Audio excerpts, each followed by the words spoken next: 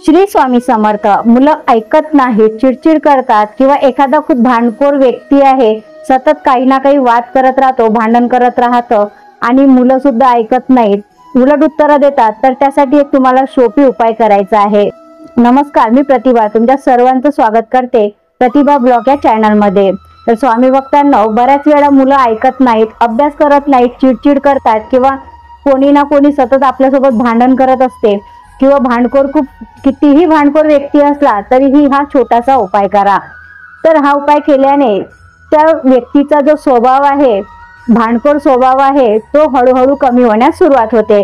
तर तुम्हाला काय करायचं आहे, तर नित्य सेवा या पुस्तकामध्ये किंवा छोटंसं पुस्तक मिळतं रामरक्षा स्तोत्राचं, ते पुस्तक तुम्हाला आणायचं आहे। श्री रामरक्षा स्तोत्र हे तुम्हाला नित्य नियमाने रोज संध्याकाळी जेव्हा तुम्हाला वेळ मिळेल त्या वेळेला जो व्यक्ती चिडचिड करते त्या व्यक्तीच्या डोक्यावरती हात ठेवून तुम्हाला ते पठण करायचं आहे।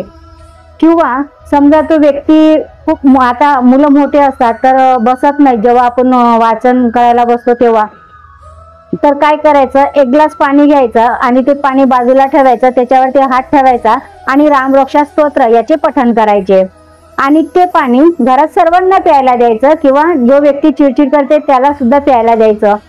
तर जर हा उपाय केल्याने शांत राहते आणि जे वाईट विचार असतात ते निघून जातात, जो व्यक्ती चिडचिड करतो त्याचा स्वभाव हळूहळू शांत होते। तर हा उपाय नक्कीच करून बघा, कारण हा मी स्वतः उपाय करते, मुलांना पण पाणी देते प्यायला आणि मी स्वतः पण पिते, तर याचा खूप चांगला असा अनुभव येतो।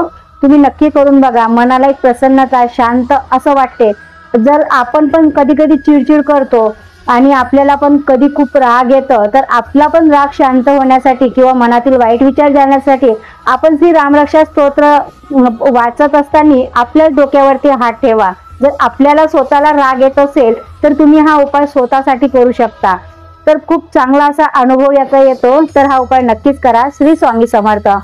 जर व्हिडिओ आवडल्यास आपल्या चॅनलला नक्की सबस्क्राईब करा, शेअर करा, लाईक करा। भेटूया नवीन स्वामी संदेशासोबत। श्री स्वामी समर्थ सर्वांना।